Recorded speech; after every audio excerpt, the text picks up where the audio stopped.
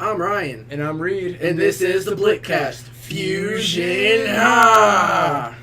It didn't work. Our chi isn't big enough, I guess. I don't know. Alright, so as you all know, in the last podcast we did, we talked about PC versus console gaming. But there is another major platform that's booming right now that we didn't talk about, and that is mobile games. What is mobile gaming? Mobile gaming, Ryan, and for those of you who don't know, are games on your phone. So Android, iPhone, there's probably Windows 8 apps, but they don't have as many. And games you buy on those places and can play on your phone. It's blowing up right now. I'm sure a lot of you have heard of Candy Crush. Candy Crush is one of the highest grossing free games of all time for a mobile store, with grossing nearly $2 billion this year. Well, 2013 alone. That's ridiculous amount of money. And it's a free game at that. All of their income comes from in-game purchases that you can use to upgrade, I guess. It's not upgrade, it's you buy like tools. Oh, okay. And you can buy things that help you get through a level. Like you can get hammers, or you can get extra moves that help. Yeah. There's a lot of things. I've never done it, but there are some games where you're like, oh my god, there is one gel that's not removed, and you'll try to, and you're like, no, I'm not gonna buy it. I don't know. But there are some people who will go and buy that just to get through the level. Yeah, and I don't know. I've never actually played Candy Crush ever at all, so Candy Crush, nothing about it. Candy Crush, the King.com like editor in itself nets really well, because in the top free they have 2 of the 5 slots with Candy Crush at number 1, Farm Hero Saga at number 2, and those are both owned by King.com. And then you're followed with Subway Surfers, Despicable Me, and Temple Run 2. Yeah, these are all really great games. Temple Run, I'm sure you all have heard of. It was really big a few years ago, and then Temple Run 2 came out. Yeah, I feel like Temple Run 2, like, people, once Temple Run 2 came out, no one cared anymore. Like, Temple Run was such a big deal, like, everyone would post their scores. And now when Temple Run 2 comes out, no one even cares. Yeah, that's true. Temple Run was huge, like, probably a year or 2 ago. It was probably, like, 2 years ago. Everyone would post their distance as if they were, like, the greatest. Yeah, it's like a Flappy Bird now. Everyone's posting their high scores. But Temple Run 2 came out, and, I mean, obviously it's doing well because it's number 5 in the top free games list on Android Marketplace right now. You can check that out there. You want to talk about Flappy Bird real quick, though? Interesting thing. If you take a Galaxy S3 phone with Flappy Bird on it and go to eBay, you most likely, at least I don't know if now, but back in a month ago when the game was removed, you could sell it for like $3,000 to $4,000, and it was buying. Like, people were bidding on it. That's ridiculous. That's just obviously an example that mobile gaming is a thing and is a very big marketplace that people can get into right now. Once you can't get it, I guess people really want it if you can't have it. Yeah, and those are all examples of free games. There are also games that you have to pay for on the marketplace, and some examples of that, we'll go through the top 5 of that as well. In the Android marketplace, number 1 is Minecraft. Number 2 is Card Wars. This is an Adventure Time game. I don't know if... It's great. I've played a demo, actually. I still haven't bought the whole thing, but it's really fun. Yeah, I'm probably going to be buying it soon because it looks amazing. After that, number 3 is Plants vs. Zombies. Number 4 is Wipeout. And number 5 is the popular board game, The Game of Life. Yes, let me tell you, it's almost exactly like the board game. And one other thing about Card Wars Adventure Time, it's $4, which is kind of pricey for a marketplace game, but it's so fun. Like, you can play it for hours and never get bored of it. Oh yeah, absolutely. Like, it's a card game on the phone, and generally, I don't know, I find that flash card games especially, are extremely fun and extremely addicting. So I really want to check this game out and buy it. And in our next podcast, I'll probably have it already and talk about it a little bit more. I have to say, I've only bought a few games out of, like, the marketplace. Bloons Tower Defense 5, every time, was probably the best purchase I've ever made. I probably have played over 100 hours of it total, and I'm, like, rank 61, and at rank 60, you unlock the final map. So at that point, you're just playing for bronze, silver, and gold medals across the board. Yeah, I've played Bloons Tower Defense on the computer. I've never played it on my phone. I know that it gets a bit ridiculous at levels like that. Actually, a cool thing with for Bloons Tower Defense 5 in general, if you get past 100, you get a token for every level past 100 or whatever, and those tokens are used to buy, like, upgrades for your towers, because you can add special towers in now. Yeah. Like, I use the mage tower as my bonus, Mm-hmm. so, like, my mage towers are, like, 15% less. Yeah. But my that makes super sense. monkey costs, like, 15% more. Yeah. So it balances itself out, but it has so many different ways you can play. Wait, I thought you were on level 61. Rank 61. Oh, rank 61 level. Your rank is what determines, like, everything in the game, basically. Okay. Like, each rank will give you a new item, and then each item has a different rank tier itself. Like, you have to use it in order to unlock ranks for it. Okay, that makes sense. It's pretty much like the other ones, except this one's just way more in depth, and they have so many levels, from beginner to expert to... I think it's just expert at this point. I don't remember. I thought there was another one, but I don't think they've touched that yet. Yeah. I don't know. I know I've seen him playing some of the higher levels, and it just gets ridiculous. You can't even see what towers are on your screen after a while. It's just endless mobs and mobs, but it's got to be such a satisfying feeling. It is satisfying, and I will tell you one thing. I have made it to 178, I think. It was so bad, my screen was locked up, and it took about an hour and maybe 20 or 30 minutes just to complete it. And it just got longer and longer until my phone just wouldn't run it, and I was dead. That's It just ran out of lives. It gets crazy. Yeah, I don't know. I don't personally have that. I do, however, have the top paid number 5. I have the Game of Life. It's pretty much exactly like the board game. I was just curious. I don't know. It was a nostalgic feeling for me. I used to play it as a little kid.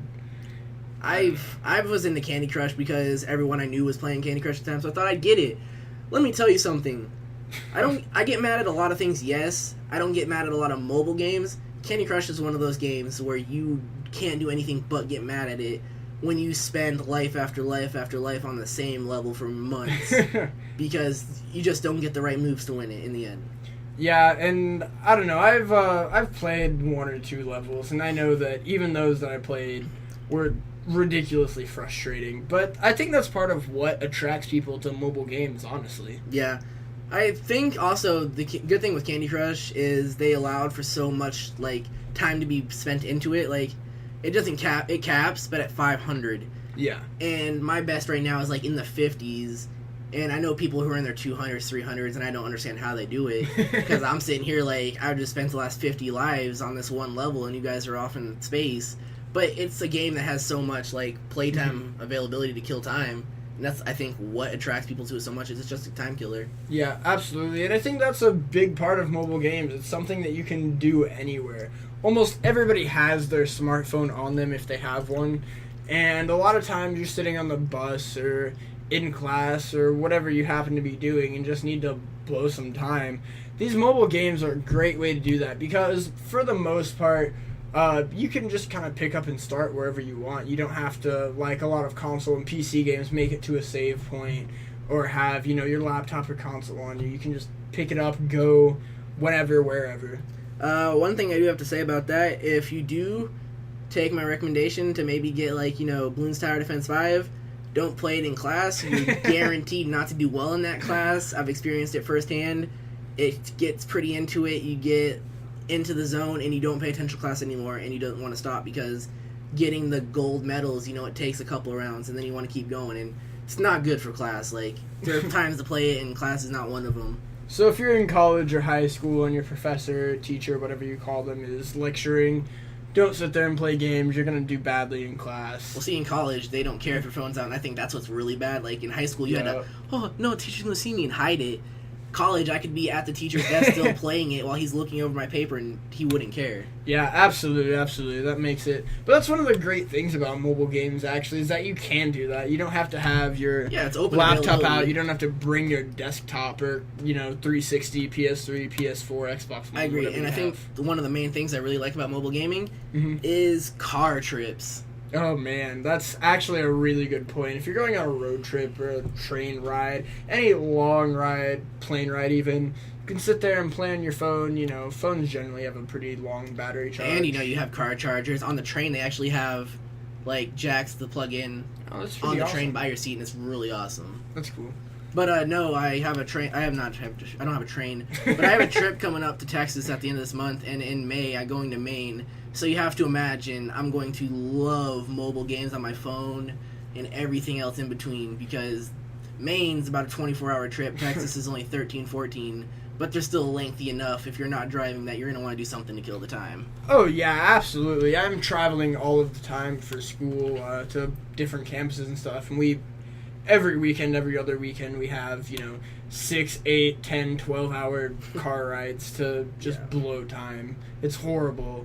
And mobile games are a great thing to get you through those. It just kills time like nothing else. I think mobile has more so been increasing lately because everyone's on the go now. Yeah. No one wants to just be in one place. Everyone wants to go somewhere, and that's why with tablets, they're essentially a computer that can't do everything a computer can do, but they're on the move. And they're more on the move than even a laptop. Like absolutely. You can't pull a laptop out and use it in the street, but you can pull out a tablet if you're at a cafe or if you're walking, and you can just plug it in and poke away at it, and you have Word documents, you have anything you need, you have your games for the tablet that will probably be connected to your Android marketplace anyway. Absolutely, and at this point, even tablets, you can go in and get one of those detachable keyboards to put on it. It basically makes it a low-end laptop. They have mouses too now. Yeah, it's ridiculous. They're really pushing for it. And at this point, it's really, I think, pushing the boundaries between what's a mobile game, what's a laptop game, and where does that line end? Really, I think you have to think with mobile games, if we're talking, marketplace games, and they're, your phones and tablets and all that. But you have to think, if you're thinking mobile game, why not, the 3DS that's out? Why not the PS Vita and all that? But at the same time, those seem like more not consoles, obviously, but they seem like they're not mobile games because they're still a franchised game, but they're not for devices that are intentionally not for the games itself. Absolutely. Mobile games, one of the big, really major draws about it is it's on your cell phone. You can... people are constantly in this day and age on Facebook, texting, calling, looking at Twitter on their cell phones, and mobile games are just another thing you can do there. The PS Vita, the Nintendo DS. Yeah. You can't really do all that. You can, but it's not as well built for Actually, I think the PSP and all those lines have always been able to go on the internet and everything, but they weren't so versatile where I could minimize my game, pop into Facebook or Twitter, go back into my game and be exact same point. And I think that's where you would draw with mobile games because while they are mobile, where do you draw that line? Absolutely. With mobile devices because they are mobile, but do they have all the functions a phone or a tablet would be able to do where you can just jump out of your game over to a social network and then back into your game being at the same exact point? Yeah, absolutely. And especially with things like these Game Boy NES emulators, you can play almost anything on your phone at this point. It's a bit ridiculous. You can. There's the Game Boy, you have the Super Nintendo, you have all of them, really, and they give you a perfect layout for your phone. And actually, we were at Best Buy a couple weeks ago, and they now have, game pads that you can put your phone into, and you can play it with, a pad and all the controls. Yeah, it's basically like plugging a 360 or PlayStation controller into your computer, and you can get that for your phone now. So this just shows that really mobile gaming's taking off. One example of that, something I think would be really great to have one of those little controllers for. I have Grand Theft Auto 3 on my phone. There you go. That I paid for, and I like it. It's a little rough to control on the touchscreen, but with a controller like that, it'd be almost just like playing it back on the PlayStation 2. I honestly stay away from games like those just because of that reason. It's so awkward on a phone. That's why I usually play games that are mostly mobile based, where it's slide or it's pulled through here. It's all touchscreen compatible. Not you have to use your gun with this little pad they give you in the corner of your screen that doesn't work half the time. And I think those inventions are great for the phone if you're really going to try to make it into a device that's going to be able to play games as efficiently as another device while still cooperating as a phone, your social network checks, and everything else. Oh yeah, absolutely, and it's super easy. You can just plug it right in if you want to play. I can plug it in, turn it to landscape mode, get on Grand Theft Auto, and just take it right out if I need to have a phone call, if I need to text somebody. I think that's really something we'll need to check out coming up soon. Yeah, I don't necessarily have one right now. I might work on getting one and see what it's all about because it looks great and they're not bad. I think the best one was $70. They're pricey, but it depends on what all you can do with them, I think. Well, yeah, absolutely. But you think about it, it's $70, but you can play games like Call of Duty Zombies on your phone. You can play Grand Theft Auto. You have a lot of great choices with More this. so what I'm thinking is the emulator games are going to act to that pad.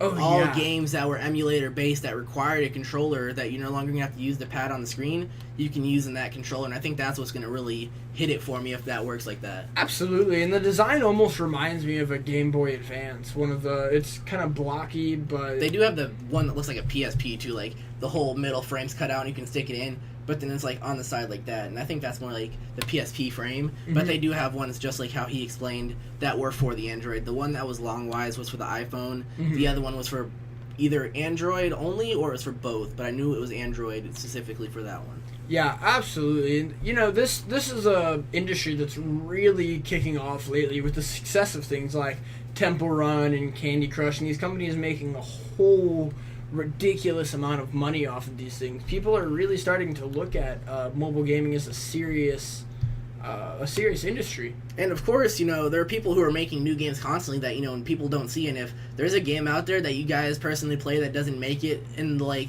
the limelight of their list, let us know in the comment section below, because we'll definitely check it out. If it's a free game or if it's a like cheap paid game, we'll check it out if it doesn't make it in that list, because I'm always for mobile games. Oh, absolutely. You know, you can tweet at us at Blykt_studios on Twitter. You can comment in the comment section. You'll find that Twitter handle, by the way, in the like description down below, just for easier access. Oh yeah, absolutely. Let us know. It's some games we can play. We'll check out. We can do a quick review, a podcast on it, and you know, take your suggestions. Also, let us know what you think. Like, where do you draw the line between mobile gaming, between phones and tablets, and like PSP Vitas and 3DSs? Like, is there a fine line in between them, or are they all the same in the end of the day? Let us know in the comment section below for sure. Yeah, absolutely. So, like the video, comment the video, let us know what you think. Subscribe if you want to see more videos just like this one. We worked on quite a few plays for you guys, and we're sorry for the downtime from the cast. He was at school and he didn't come home last weekend, and we kind of, you know, to do these, we have to be together. So, considering that's how it is, but we will definitely have these up, and we will keep on putting out based on this views. Yeah, and alright. Everyone's suggestions and everything else. So, thanks for watching, guys. This is the BlyktCast, and let us know what you think down below.